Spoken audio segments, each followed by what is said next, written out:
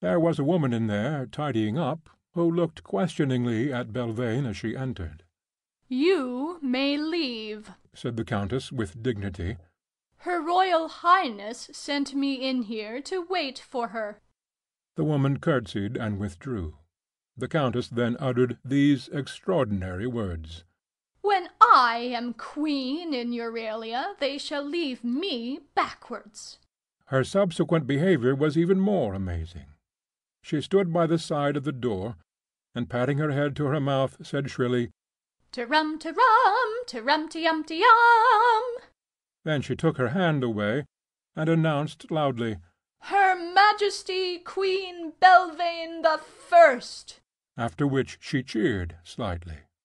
Then in came Her Majesty, a very proper, dignified, gracious queen. None of your 17-year-old chits. Bowing condescendingly from side to side, she made her way to the throne, and with a sweep of her train she sat down.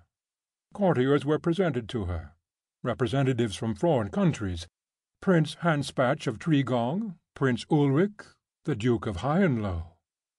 "Ah, my dear Prince Hanspatch," she cried, stretching out her hand to the right of her, "and you, dear Prince Ulrich," with a graceful movement of the left arm towards him.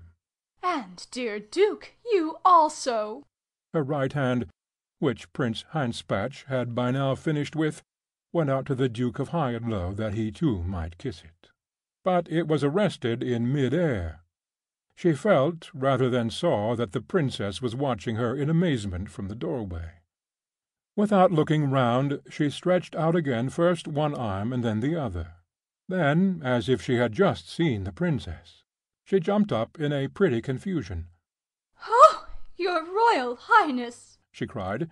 "You caught me at my physical exercises." She gave a self-conscious little laugh. "My physical exercises. A forearm movement." Once again she stretched out her arm. "Building up the, building up. Her voice died away, for the princess still looked coldly at her. "Charming Countess," she said, "I am sorry to interrupt you, but I have some news for you. You will like to know that I am inviting Prince Udo of Araby here on a visit. I feel we want a little outside help in our affairs." "Prince Udo!" cried the Countess. "Here?"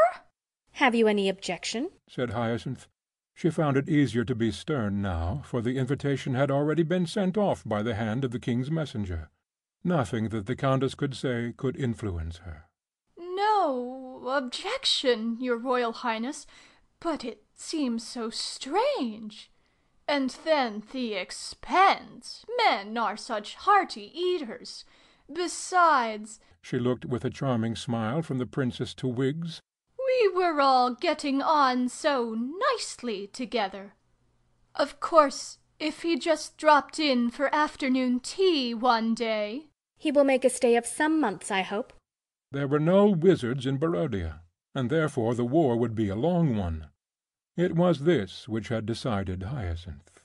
"Of course," said Belvane, "whatever your Royal Highness wishes, but I do think that His Majesty—" "My dear Countess," said Hyacinth, with a smile, "the invitation has already gone, so there is nothing more to be said, is there?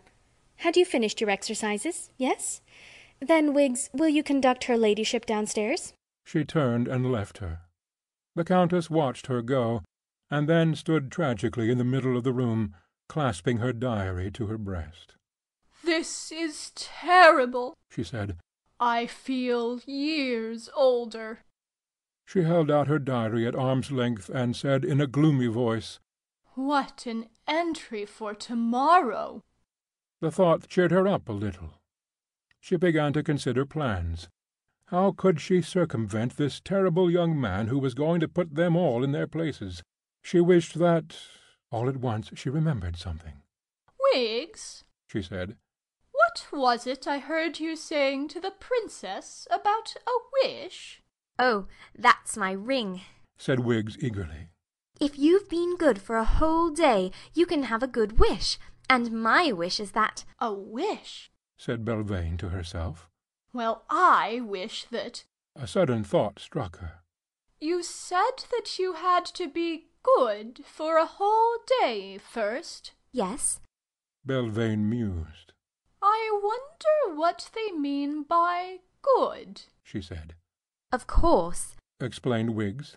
if you've been bad for a whole day, you can have a bad wish, but I should hate to have a bad wish, wouldn't you? Simply hate it, child, said Belvane. May I have a look at that ring? Here it is, said Wiggs. I always wear it round my neck. The Countess took it from her. Listen, she said. Wasn't that the princess calling you? Run along quickly, child. She almost pushed her from the room and closed the door on her. Alone again, she paced from end to end of the great chamber, her left hand nursing her right elbow, her chin in her right hand. If you are good for a day, she mused, you can have a good wish. If you are bad for a day, you can have a bad wish.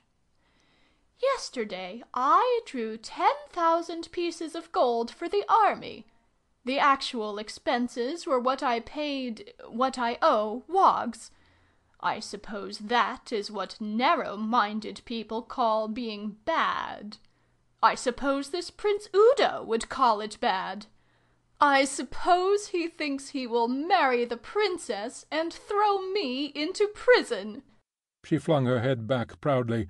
Never! Standing in the middle of the great throne-room, she held the ring up in her two hands and wished. I wish, she said, and there was a terrible smile in her eyes. I wish that something very, very humorous shall happen to Prince Udo on his journey. End of chapter 7.